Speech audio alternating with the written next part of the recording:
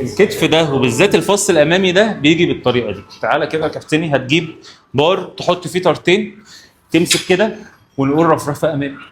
واحد، اثنين، ثلاثه، اربعه، خمسه. ادخل ترايا كابتني، ودي واحده من اهم الزوايا اللي ساعدتني ان انا اطور من حجم الدراع بتاعي رغم ان انا عندي اصابه في كوعي من رمضان.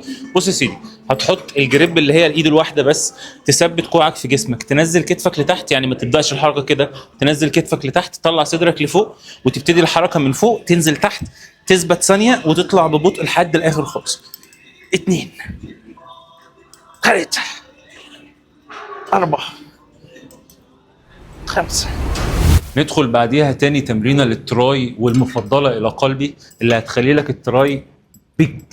بص يا سيدي، اول حاجه نحط وزن حلو كده عشان نحس بالعضلات بتاعتنا. تاني حاجه هنجيب البكره بتاعه الكيبل والكيبل نفسه في مستوى الكتف بتاعنا، ناخد خطوه لقدام، نفرد ظهرنا، نثبت الكوع في مستوى الكتف، ونبتدي نزق لقدام. واحد، اثنين، ثلاثه، اربعه، خمسه.